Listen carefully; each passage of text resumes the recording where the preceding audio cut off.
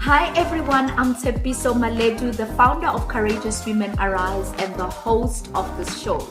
Today I'm joined by Sharon Leane Stephen, fitness and self-defense coach. Sharon is married for 19 years and a mom of 3. She is a bodybuilder, bikini competitor, and martial artist who uses fitness and self-defense to evangelize and teach communities about the gospel. Sharon is really a missionary at heart, having used her communication and marketing skills in a range of different organizations and for the Great Commission. Having said this, her passion lies in service to people, and she does this through encouraging men, women, children to take care of their well-being spiritually, emotionally, and physically through her organization called Fellowship Through Fitness. Through Fellowship Through Fitness, she uses her martial arts and fitness skills to teach people about anti-human trafficking and promoting self-defense as a critical personal skill. This is one skill a person should have, even if it's never used, rather than need it one day and never know what to do. Sharon's greatest belief is that God is faithful in all circumstances, and He grants us His mercy every day to accomplish the things He has planned for us. Our obedience to His call is greater victory than any form of success the world may try to offer in exchange. Wow, on that profound statement, a warm welcome to Courage Everyday, Sharon. I am thrilled to have you on the show. Oh, thank you, Tshepiso. Likewise, me as well. Very, very honored to be on your show. Thank you. Thank you. So, Sharon, we have 2 standing features of the show. First of all, we want to know your definition of courage. And at the end of the show, we all want to know what is your next courageous move. But before we get there, tell us something that is interesting or a fun fact that is not on your profile that I've just read now. Well, to my family's huge challenge to my family is the fact that I am an avid animal lover, and they have to deal with an array of animals in my home. We have 2 spiders, tarantulas, 2 bearded dragons, 2 dogs, 1 cat, and an African grey that flew into our lives in December 2021. Okay, I've lost count already. That is like a whole, should I call it a zoo already? It Not is, yet. yes, 100% it's a zoo. One from every animal species, basically. Wow. I think we're missing fish. That is amazing. Let me confirm to our listeners that this are real animals. I've seen one.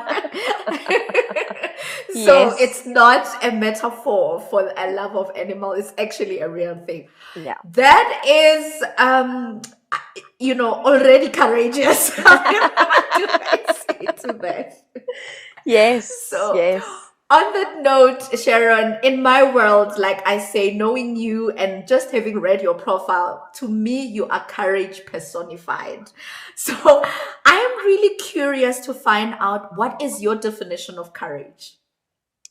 So I think I have 1 or 2 that I'd like to share as a definition, because firstly, I think courage is being able to do something where everything around you, all the signs around you are saying no, that you cannot do it, or society says that you cannot do it because of your height or your name or the color of your skin, and you're still pursuing that, and you get it done. And secondly, courage is being able to keep the peace in a situation where you have the power to just exact revenge, and you would probably be right, but you choose not to. And I think that is the biggest definition for me, or the most meaningful definition for me of courage, is being able to exercise self-control in a situation where your actions would actually be proven right for the sake of the next person. That is so profound. That is so profound. I mean, what I'm hearing you say, firstly, is pushing those limitations, right? Like you say, Mm-hmm. when you're told that you cannot do it because of your height, whatever it is, your color, whatever. So being courageous enough to move beyond limitations. But I Mm-hmm. also like what you said, how to hold back your power when Mm-hmm. you actually can. Am I Yeah, hearing you right there? absolutely, absolutely. Sure. That is, today you're on a profound tip. I'm not sure how, these are just levels that you're delivering already. Thank you so much for that definition of courage. And so let's move on. I mean, with all the different hats you wear as a wife, a mother, a bodybuilder, a missionary, a lover of animals, just to name a few, how do you show up courageously every day? Tsepi, I really, I try as best as much as possible to dedicate my time to God. I know that there are a lot of things that I am involved in, not only in church life, but I try to make sure that I have dedicated my day and try and plan. So planning is very important to me. I have lists that I write through, and then even if things that are not on the list, I put them on the list and scratch them off because I like that hit of dopamine. And yeah, I am a planner. I am very much planner, and I also involve other people. You know, so yeah, it's important to me. But I'm trying not to be an overachiever. I think that's what it's beginning to sound like. But I think God has given us a set of skills that we ought to use, and some of them become more prominent at certain stages of our lives. But it's our duty to be able to try our best to make sure that we do the best with what God has given us. Mm.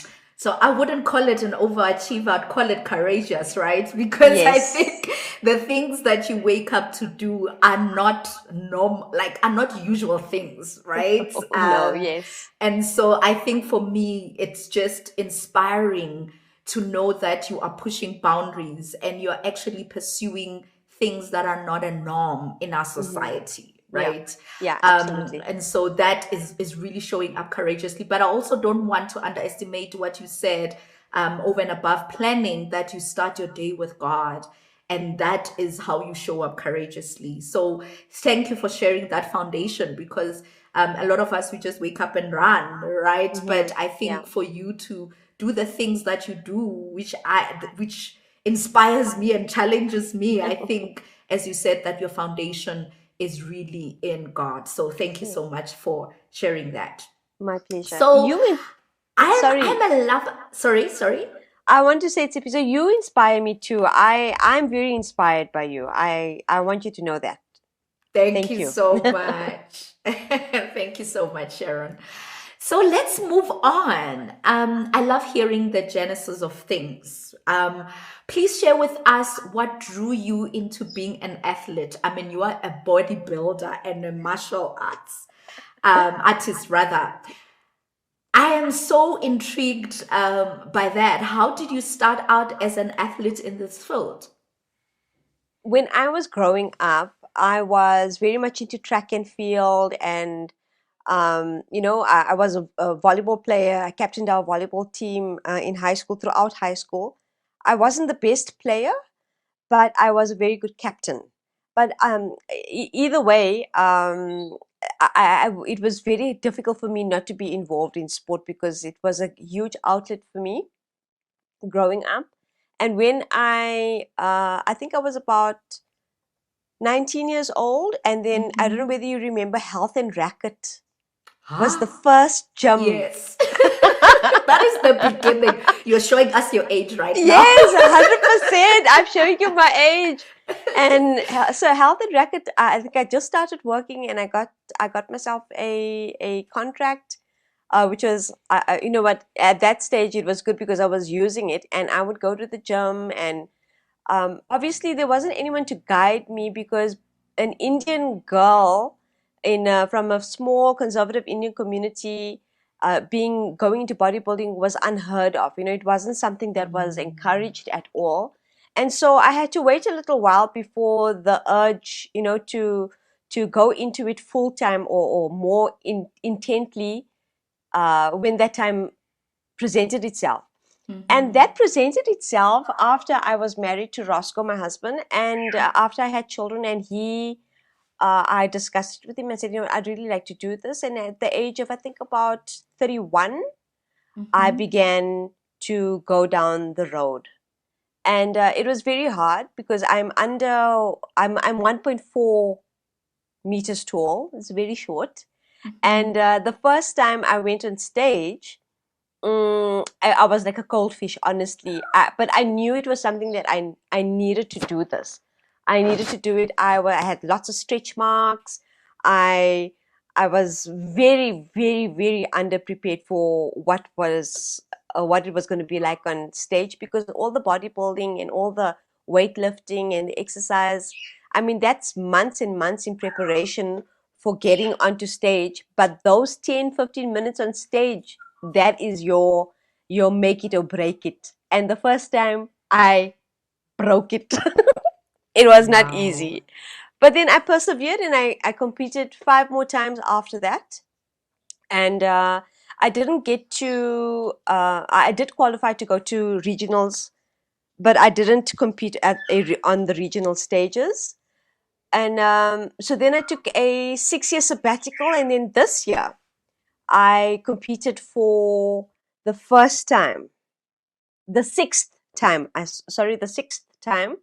And yeah, after a 6-year sabbatical, and I took first place in my lineup, which is over 35, and third overall in the competition, and that is with NABA, which is still quite. While you are still novice, you can take part in that.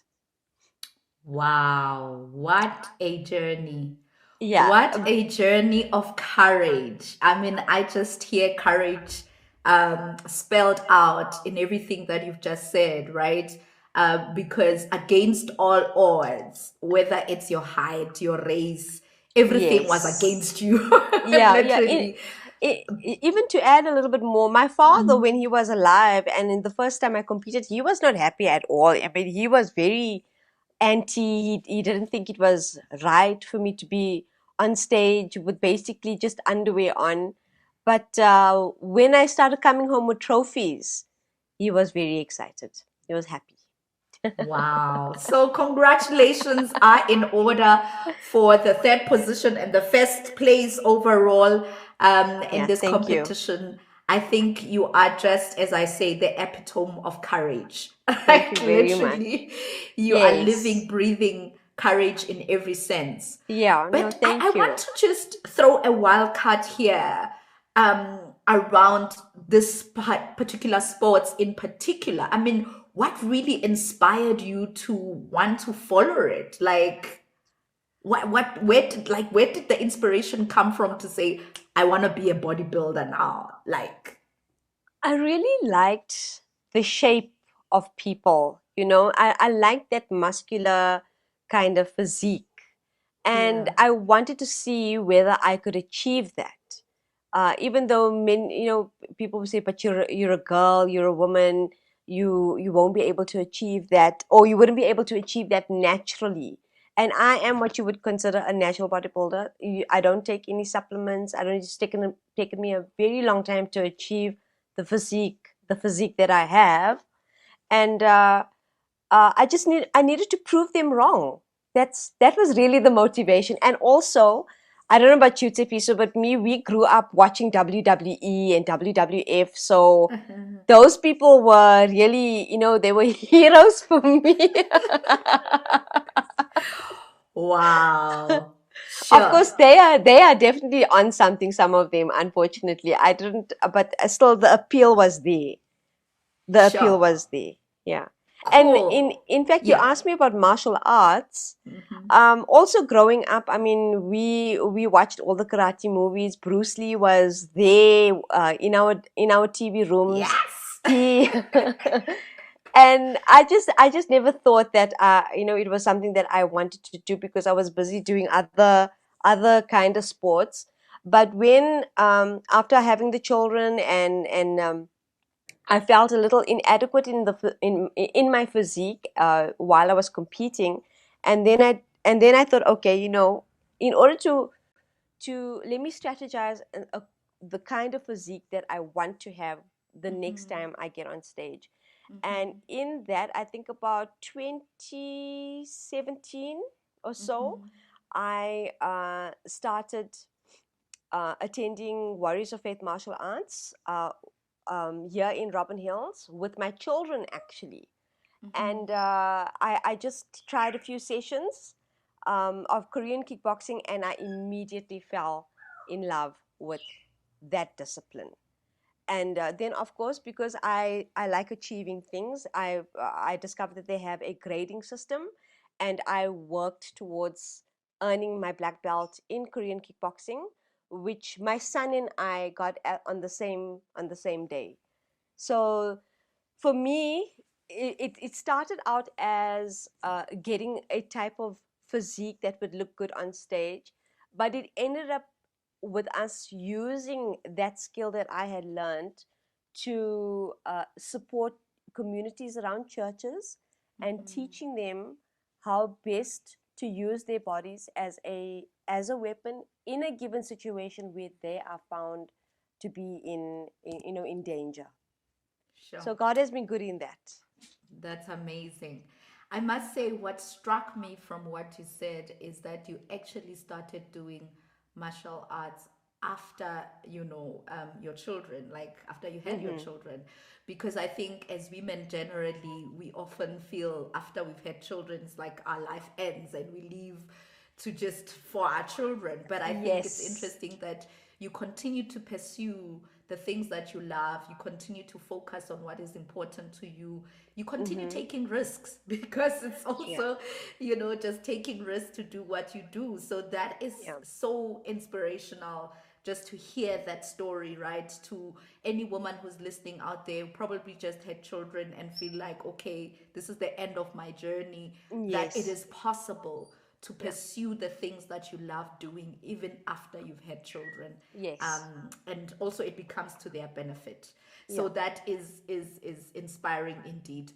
What I wanted to know though, maybe before we move on to talking more about self-defense, is to tell us, I mean, you said that you don't take any supplements. What does it take to prepare to participate in this competition? So when we prepare, we've got to have a very high protein diet. Well, that if you consistently have a good diet, if you have healthy eating habits, being on stage or preparing to be on stage isn't as difficult as people make it out to be. If you're consistent throughout um, your year, for instance, like making sure that you have your protein, doing away with your sugars, just don't eat too much of bread, be consistent in those little things. So then when we get to prepping for stage, what we do is we'll maybe up our protein content and then lower our carb content only for that particular time, so that by the time we get on stage, that muscle looks amazing. It looks like warm marble. People want to touch us, our shoulders and stuff like Wow. that.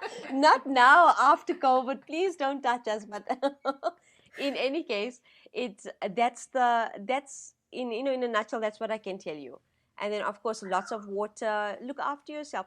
When I say not supplementing, I don't mean not taking a very good vitamin and mineral supplement. That's different. People do tend to take things like mass builders, or sometimes unfortunately some of the athletes have been known to take anabolic steroids or growth hormones and stuff, and I try to stay away from that because, like you said, Tshepi, I am a mother, I have children, and it's very important that I'm a good role model to them. Even as an athlete, I don't want them to see me doing things that they are going to want to do, and then it's going to be bad for their health at the end of the day, or their performances as athletes. Sharon has just shared how she prepares for the competition. What is interesting for me is that diet is more important in preparation for this competition. According to Sharon, self defense is a critical personal skill. This is one skill a person should have given the society that we live in. I proceeded to ask Sharon what are the primary skills that she teaches in the self defense course. So, before we move on, I want us to go back to self defense. I mean, you mentioned that it's a very critical skill, right? Yeah. Please share a bit about with us what does the course entail? What does it look like? What are the primary things that you teach in terms of self defense? The very primary things we do and what we try to develop in people is to create, they must be able to be self-aware. So when you are in an environment, you must be aware of your surroundings, be able to identify what is dangerous, what is not dangerous. I mean, if you're in a parking lot and you see a group of people and they're fighting, don't go there, move around. It's a simple thing that we don't actually think of. For instance, if somebody is trying to take your cell phone, give them your cell phone, but don't hand it to them. Throw it away. Throw it. I mean, you hopefully you've got insurance for that cell phone. But Yeah. what I'm saying is, don't. It's about just being intelligent about what to do in a given situation. And I mean, look, I'm not ignorant. We're living in a country where gender-based violence is very high, and bullying is also a problem. So we also teach our athletes to be disciplined. Because we're giving you the power to come out of a situation to potentially harm someone quite badly. So if you are able to get out of that without using the skills, that's awesome. But if you have to use the self-defense techniques that we are teaching you, you must, but that is for you to make a quick exit. It's not for you to continue the fight. Because if I mean, a man is still a man, regardless of whether I have a black belt or two black belts, a man is still a man. If I am being attacked by a man, and he has got me in a situation where I can get out, I gotta run. That's what it is. You are getting out of it to run, because the minute he gets up, he's going to become very angry, and he's going to do whatever he can to make sure he exacts his revenge on me physically. Sure. So yeah, that's basically what it is. We don't want anyone to murder anyone. We don't want anyone to kill. But self-defense is protecting yourself, and to get it one step further is protecting the ones you love. You know, so yeah, that's what self-defense is, Tsepi. Beautiful. Beautiful. There are two critical things you said there. One is about your self awareness, being Mm. aware of your environment, be aware of where you are and what's happening around you. So that's a very critical skill. But I Mm-hmm. also like what you said, that it's about your quick exit, finding a way to quickly exit from the situation. Yeah. It's not just about being Bruce Lee and fighting all the way, right? Yes. Because Yes. someone might want to be a Bruce Lee and be like, hey, I can fight and show my Yeah. fighting skills. But I like Yes. what you said, that the importance of self defense is really finding a quick way out of a dangerous situation, and those Yes. skills enable you to get that quick exit. Yeah. So that is super great. I remember I did one during COVID as well. You ran some classes online during Online. COVID, Yes. and I was empowered. So I hope the ladies that are listening out there, they'll also be encouraged, listening, whether it's ladies or men, whoever they are that are listening, that Yes. self-defense is a critical skill in Mm-hmm. this time and in this nation, because of Mm-hmm. a lot of violence that we experience, whether it at home or just outside in the community, but I think it's Yes. one of the critical skills. Thank you so much.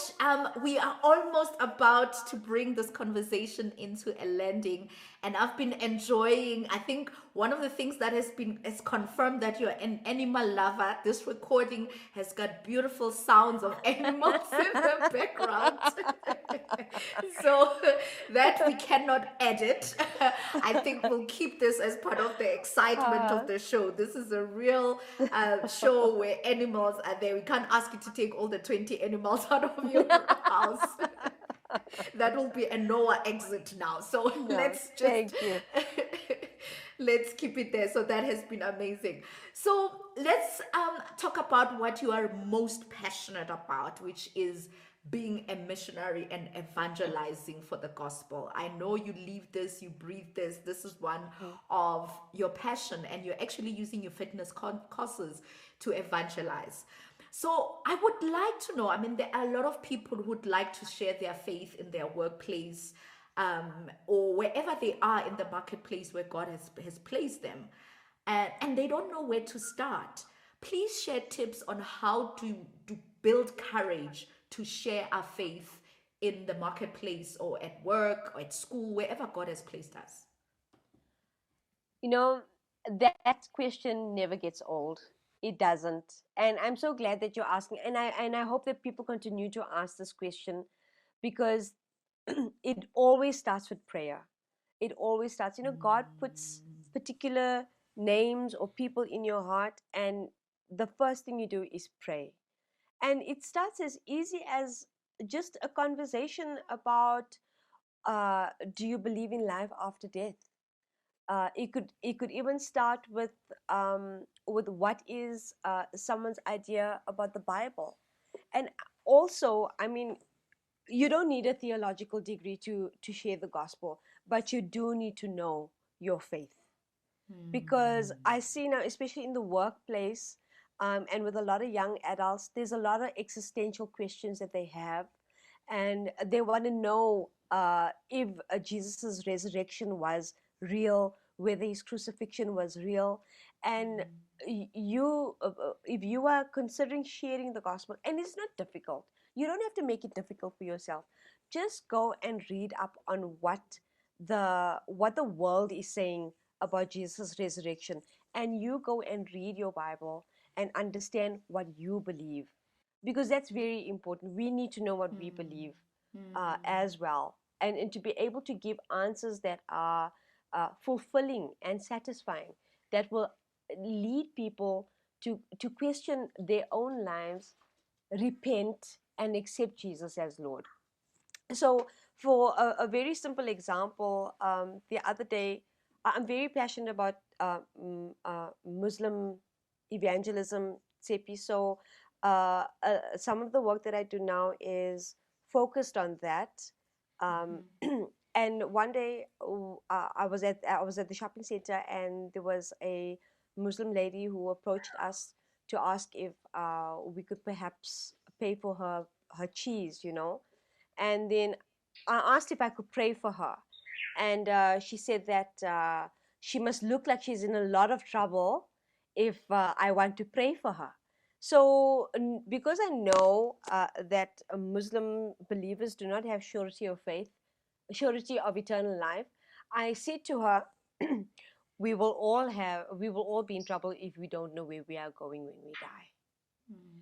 And that kind of opened up a conversation, but she wasn't very keen on me praying for her. So very quickly, I just gave her a little bit of cash that I had, and said to her that Jesus loves her, and she can spend eternity with him. She just needs to know him and love him for who he is, and he is the Son of God. And I left it at that, and I prayed. So those opportunities are going to come, and you just need to you need to know what you are doing. You need to know the science behind ministering to a Muslim person, or how best to engage with a Hindu person, by understanding their faith. But first, you need to understand your own faith. Sure. So that is sobering, right? Mm. Just to start with the basics, because I think, as you say, we can make it so far-fetched, as if you need to have a degree or a PhD in theology. But I think what you're saying is just know the basics of your own faith and know the basics of other people's faith for you to be able to engage with them, Yeah, as you have conversations. yeah. Thank you for sharing that. So, Sharon, a lot of women struggle to keep physically active because of the many responsibilities that women have in general. I'd like you to share what encouragement can you give to women struggling with keeping active and taking care of their physical wellness. Maybe 3 tips that you can give women to get physically active. Thanks, CP. So my 3 tips would be number one, I mean, it can be as simple as going for a walk, playing with the children. That's also going to expend energy. And then number two would be involve the whole family with your with developing good eating habits, because that's a benefit for your children. I mean, the quicker they get used to having healthy meals and good eating habits, it's going to be better for them in the long run. And number three is have fun. Have fun. Try new things. If you can get a personal trainer, do that. But you can do a lot of things on your own. That is beautiful. I'm not going to add to the 3 tips. I hope everyone has the three tips. It's just the basics. And that is so encouraging to know that we can start somewhere. So we're about to bring this into a close on that sobering note around encouragement or advice that you have received in your life, in your journey as a bodybuilder, as a mother, in all the different roles that you wear. What is that advice, and what is that advice that you live by?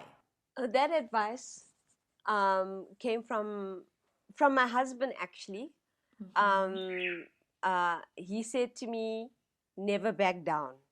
So I never do, including with him. But I get that advice I got from him. He's my greatest supporter. I cannot do anything without his help, and he always pushes me forward. So those are the 3 words that he has given and that resonate in everything that I do. I never back down. Beautiful, beautiful.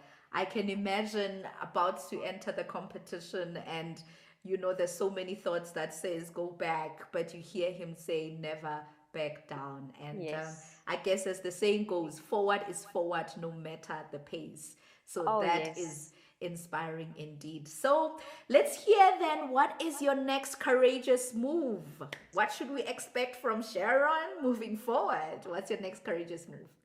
Sure. I think my next courageous move is to complete my studies at the Baptist Theological College, which I'm right at the end, Sippy. So please keep me in prayer. Listeners, also please keep me in prayer. I'm Yes. right at the end. It's been a Yeah. long, long journey for me. And in terms of athletics, I would really like to get my second Dan, which is basically my second black belt in Korean kickboxing. And I might actually compete in a Muay Thai fight, but I don't know.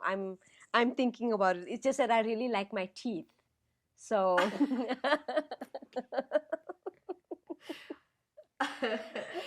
Wow. So that's the only thing that's stopping you for there is just your teeth. yes. So before we bring this, as we bring this to a close, literally, as we bring this to a close, please share your wellness programs where people can reach you on social media, and any other new programs or anything that you'd like to share with our listeners before we close. Sure, Tshepiso. So if anybody would like to come for a free self-defense session, they're welcome to contact me on Instagram. I'm Sharon Leane Stephen. On Facebook, also Sharon Leane Stephen.